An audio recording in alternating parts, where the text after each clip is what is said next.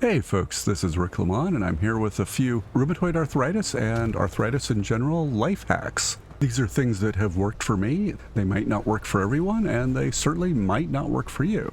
Now, these are things that are probably obvious, or at least obvious in hindsight, but most of them weren't really obvious to me at the time, and I had to discover them usually the hard way. So maybe you can get something out of them. Now, the first is to optimize your activities, and what I mean by that is, now if, for example, you're doing laundry and you need to take a load of laundry down, perhaps there's something in your car that needs to be brought up. And then on a later load, when you're going downstairs empty-handed, bring out the trash or the recycling. If you can save a single trip, it can be absolutely worth it. My knees are in horrible shape and I'll be having a replacement soon. So anything I can do to save a single trip is immense. And there's countless other things like that. Just going from room to room, if you can optimize your trips, it might save you some grief and pain. And if you have some optimizations or ideas, please leave them in the comments. I might get something out of them, someone else might get something out of them. Now, these are in no particular order, and I'll be doing more videos like this, so the things I'm coming up with are just whatever I thought of at the moment. Now, nonetheless, this is something that's been huge for me. This was maybe April 2020, and the dishwasher broke. And since I'm immunosuppressed thanks to rheumatoid arthritis, I didn't want anybody coming into the house that didn't absolutely have to be there. So I just did dishes by hand. And I discovered a couple things. The first is that the warm water feels really good on my aching hands. And the second is that even when I'm getting nothing else done, there's a sense of accomplishment from just something as minor as doing the dishes. It feels like I'm not completely, useless or in the way. I'm contributing, even if it's something small.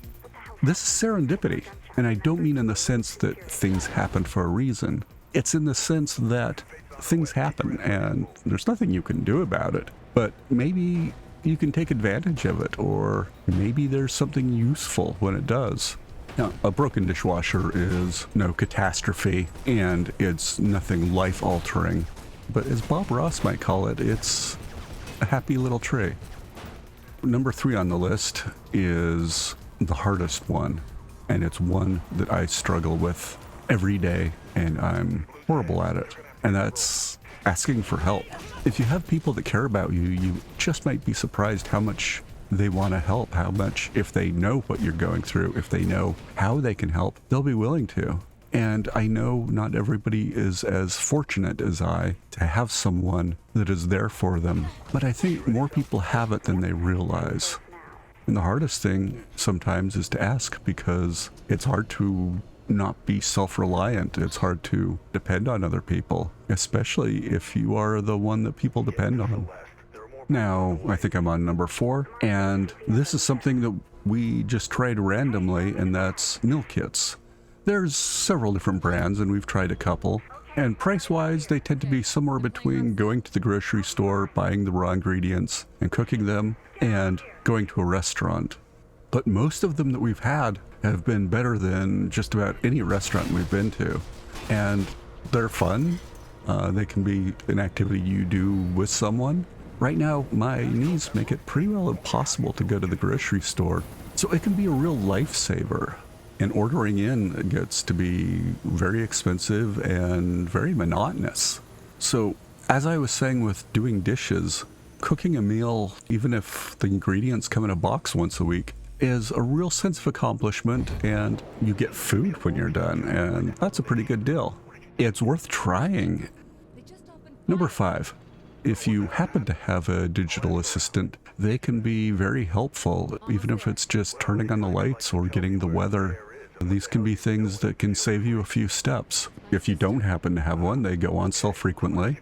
And there are potential security issues that you need to be aware of, but ultimately it's a matter of weighing the options and balancing things out.